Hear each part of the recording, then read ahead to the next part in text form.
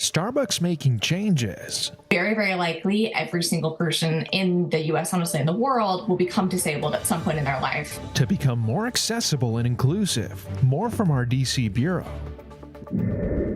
Journey through the Everglades. And the importance that we need to try to heal the environment. A screening about women in conservation from our campus. And live music leads the way. And we decided, why don't we have, music here as well? At one seafood restaurant since the late 80s. These stories and more coming up on Newsbreak. Hello, South Florida. I'm Jason Arrow. I'm Valentina Gaspari. Today is Wednesday, March 13th, 2024. Live from the Lee Caplin School of Journalism and Media in North Miami. This is Caplin News. Police here in Florida dealing with a toddler tragedy after shots are fired into a car. A 3-year-old child passed away after a shooting took place near Tampa. Authorities believe this tragedy was a targeted attack. As they approached the car, she screamed that my kids are in the car, my kids are in the car. Lakeland police were called out to a shooting at the Cambridge Cove apartment around 6:30 p.m. on Monday. Police say 2 men in a white Dodge Challenger shot into a Toyota RAV4. 4 people were inside of the RAV4 at the time. The passenger, 23-year-old Robert Einsing, was shot and returned fire. And we have rounds that went through the front windshield, went through the front passenger seat, and that's where they struck the 3-year-old who was sitting in the back seat behind the passengers. Police say 3-year-old Jaquez Norton was killed. His mother, who was in the driver's seat, ran out from the vehicle and grabbed the 3-month-old from the back. They were not injured. Police say they were at the apartment visiting a friend. It was a very horrible scene. Nobody would ever want to see that. It was horrible. Neighbor Melissa Flores says that she was outside when she noticed a white car that had looked suspicious. And then that's when we started hearing the gunshots, and then that's when we ran inside, and then came back out when they stopped, and then just seeing everybody crying, and it was very sad. Police say 22-year-old Camarius Wilson, who was the passenger in the Challenger, was taken in a personal vehicle to the hospital where he had died from his injuries. We feel like they knew each other. We have a really good reason, we think, why. We want to firm that up a little bit, but it wasn't just a random act. They were interested in that vehicle and the people inside of that vehicle. The 2014 white Dodge Challenger and 2 guns have been recovered. Police are still searching for the driver of the Dodge Challenger. They are offering a $5,000 reward for any information that does lead to an arrest. After months of heated debates, a settlement has clarified Florida's controversial Don't Say Gay bill. State education officials met with LGBTQ advocates on Monday to discuss the ruling. The bill has been criticized for limiting classroom discussions on sexual orientation and gender identity, but it has now been clarified that the law only applies to formal classroom instruction. Caplin News brings you early access this morning to a prototype Starbucks store that will be the model for the future. With it being more accessible and having stores here in Florida and across the country, DC Bureau reporter Pamela Correa reports and has more from Washington. It might look like a regular Starbucks, but this one was designed and built to create a more accessible experience for everyone. Order status boards, employees who also communicate through sign language, and shelves that provide room for the wheelchairs and service dogs. These are some of the multiple adjustments made to the new Inclusive Spaces framework that will guide stores' constructions and renovations going forward. You can move in and out of the disability community at any time in your life. It's very, very likely every single person in the US, honestly in the world, will become disabled at some point in their life. According to the Florida Department of Health, 1 in 3 adults have a disability, impacting more than 3.5 million Floridians. Moreover, there is such a wide variety of disabilities, some are not visible. It's nice to come into spaces that are already kind of designed to maybe be more accommodating to like someone with a service dog, have a little bit more space, have more tables that are handicap friendly with more space under them and things like that. A lot of my friends with disabilities tend to stay home and maybe not go to places that they would otherwise maybe go to if it was a little bit more accommodating. This initiative is showing how creating spaces for everyone needs to stop being an afterthought. Starbucks has yet to set a date for an opening store in South Florida. Reporting from Washington, D.C. for Caplin News, Pamela Correa. New numbers out this morning show that Boeing sales had a slight recovery in February after technical problems that cost the plane manufacturer billions. Sales were halted altogether in January due to a door plug blowout during an Alaska Airlines flight. Boeing reported a total of 15 commercial jet orders last month. Southwest Airlines plans to order 40% fewer planes due to ongoing safety and quality questions. Tonight and every Wednesday night, jazz music takes over the Fish House in Southwest Miami-Dade. Caplin's Isabella Menendez takes you inside a restaurant, making a mark in music as well as food. The Fish House opened on January 8, 1989. Angela Rivero, the owner, started the restaurant from the ground up, inspired by her parents and childhood. I lived there in Lima, and my mother used to take us to restaurants where they presented the música criolla. That's what it's called, Peruvian music. While some people may believe that jazz isn't as popular as it once was before, here at the Fish House, it's popular every night, specifically on Wednesday nights when they have their open mic jams, in which anyone from any age could come and play.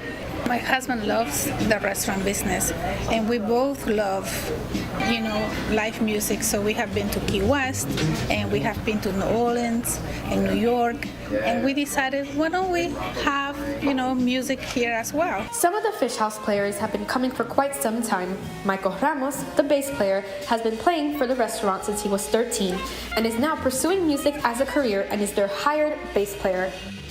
I started coming here when I was like 14, 15, and it was like some of my first times playing music in front of people, and I don't know, it was just a really valuable experience for me. Some of the musicians who played at the Fish House are now attending top music schools such as Juilliard and are forever grateful for the experience the Fish House offered them. I feel very proud when I see their success, like Melinda, Francesca, David Leon, Ian, all of these kids that have growing up here. It makes me feel good inside. Reporting for the Caplin News, I'm Isabella Menendez. The Comeback Cats attempting another late rally against the Dallas Stars. That's still ahead, and so's the story. I got really into any kind of water-related activism that I could. I started out in coral restoration, and then I joined the Everglades Foundation High School Leadership Committee, and through that, I found a love for the Everglades.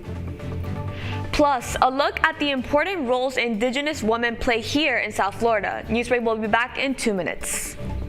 How prepared is your family if a tornado shows up at your doorstep, or a flood, or a hurricane? You can't just turn away a natural disaster. That's why it's important to go to ready.gov/plan now.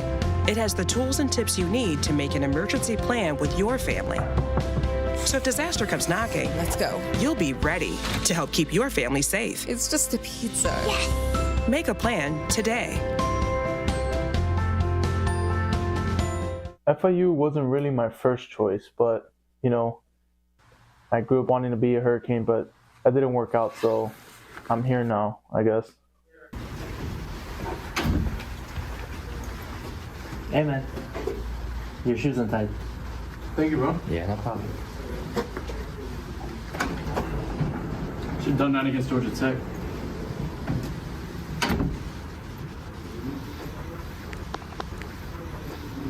Jordan knows he shouldn't eat this entire bowl of nachos, but tonight he's earned that right because a few hours ago in the middle of happy hour, he recognized a sign. Not from the gods or a bolt of lightning, but from a double heart, a kissy face, and a fourth ha in ha ha ha. That's when Jordan knew he was buzzed. So when it was time to go, he got a ride home instead of driving. Be a legend like Jordan. Recognize your buzzed warning signs and get a ride home. Buzz driving is drunk driving. I help our fellows design their paths as creative entrepreneurs. My experiences serving startups, creative businesses, and cultural organizations, and my journey as a queer mixed immigrant with Haitian and Arabic roots, inform the co-creative environment we foster at Radcliffe. We leverage our collective diversity to encourage the building of lifelong personal learning networks and mindsets that stimulate continuous innovation.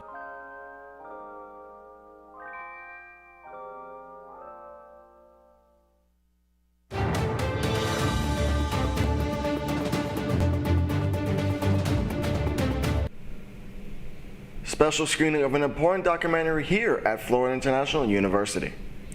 It looks into a local tribe and was the featured work of an FIU student. Caplin News reporter Duvasana Bisondial was on the MMC campus yesterday to see Women of the Watershed. I'm here at FIU's College of Business complex to view the Women of the Watershed documentary. It's a new documentary by filmmaker Scott Barnett that highlights the efforts of female conservationists to save the Everglades.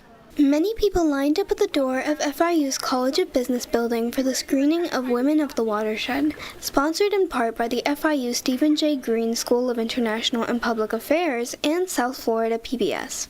Narrated by FIU digital broadcasting student Chloe Barnett, Women of the Watershed follows her journey to the Everglades to address the challenges of water management and pollution with the help of female conservationists. The documentary had initially been started as a student film for Barnett at just 16 years old before becoming a full-fledged documentary.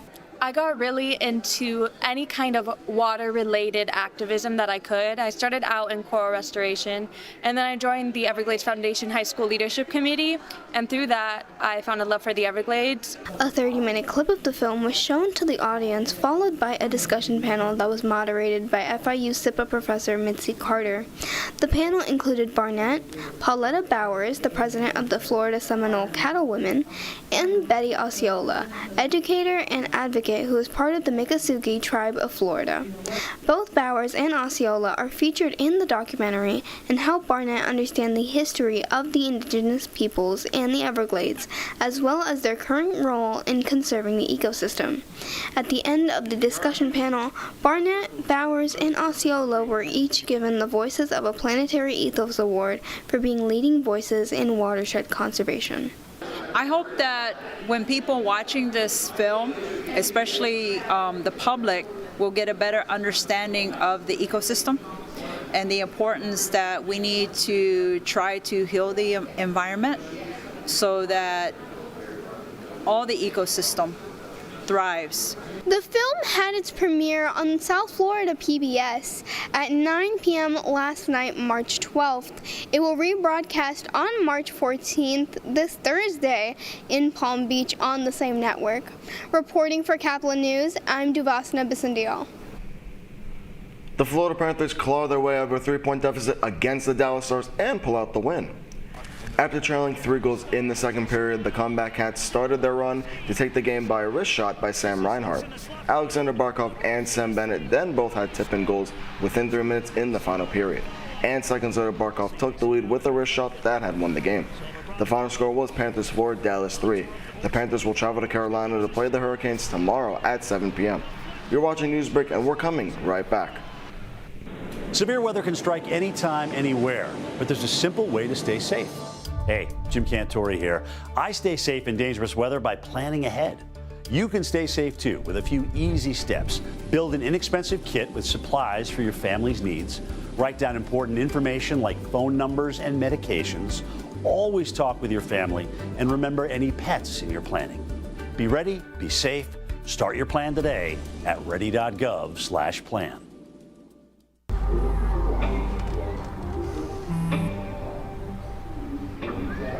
I don't know why you're so sad. You've got a roof over your head. You gotta stop with that depression stuff. That's what white people think. You all right? It just feels like it's coming from everywhere. Do you want to talk about it? You can talk to me if you're feeling sad. Whenever you need to talk, I'm here, okay?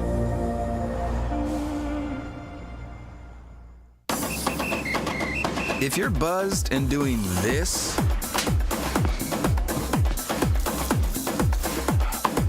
to make yourself feel okay to drive,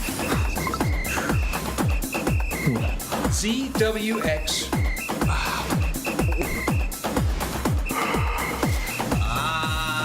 You're not okay to drive.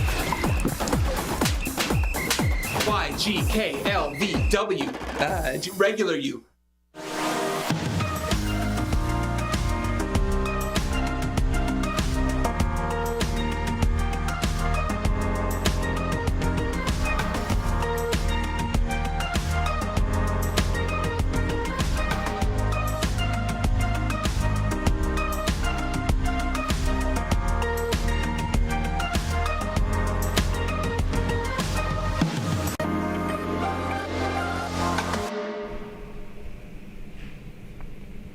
That's all the time we have for Newsbreak. I'm Valentina Gaspari. I'm Jason Harrell. Get more news anytime at caplinnews.fiu.edu.